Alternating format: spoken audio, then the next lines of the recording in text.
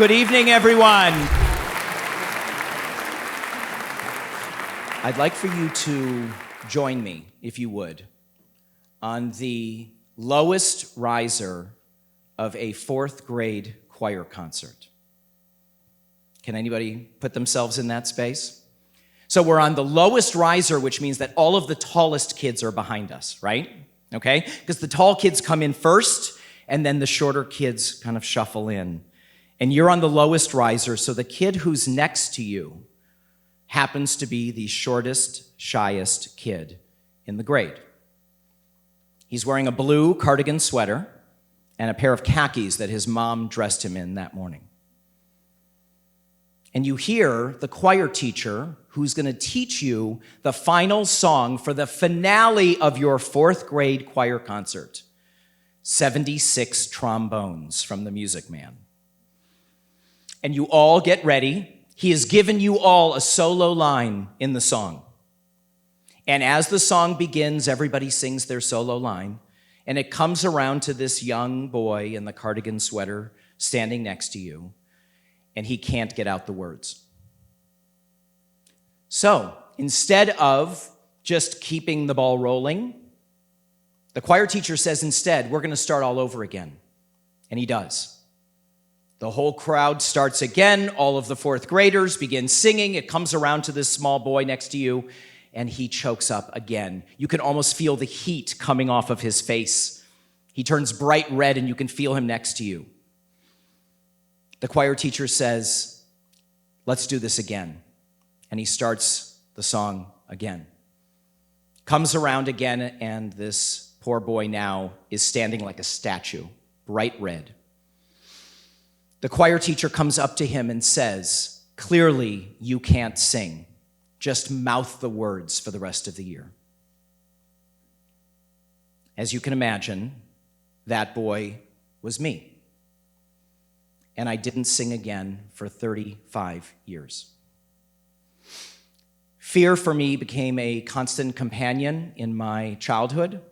Even though I came from a wonderful, affirming family, I always felt this pang of lack of self-worth, of never quite fitting in.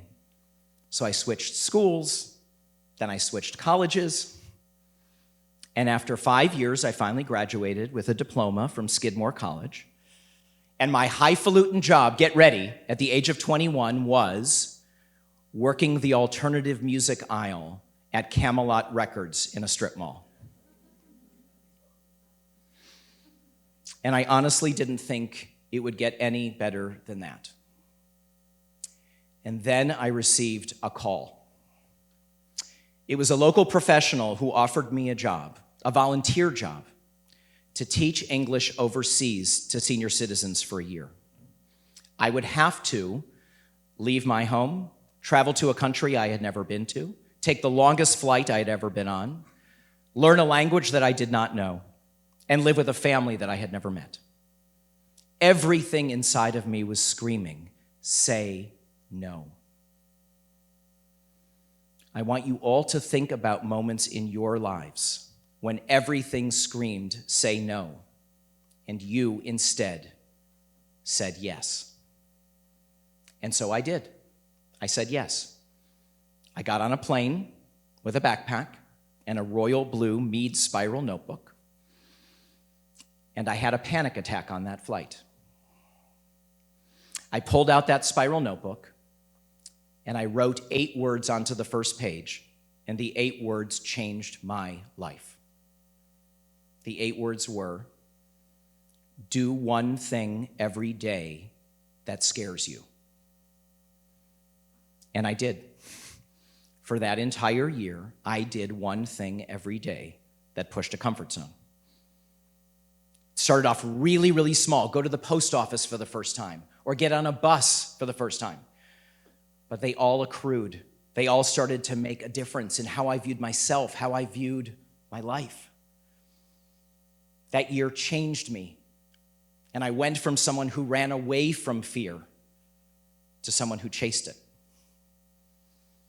A number of years later, I sang in front of a busy restaurant with my sister, to overcome that 35-year fear of singing.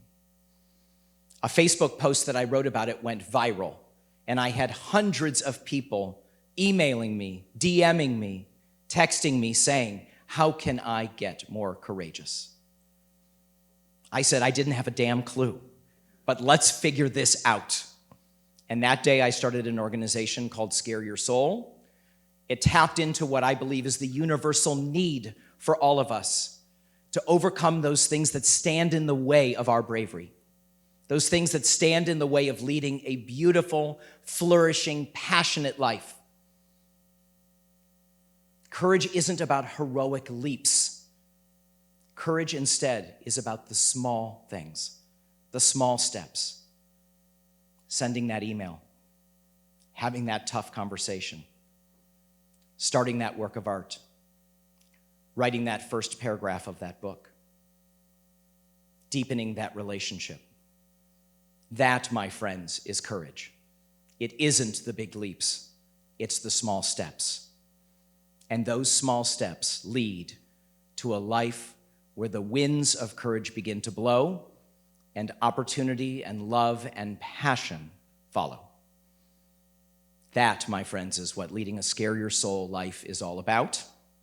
That is what leading a life of radical amazement is all about.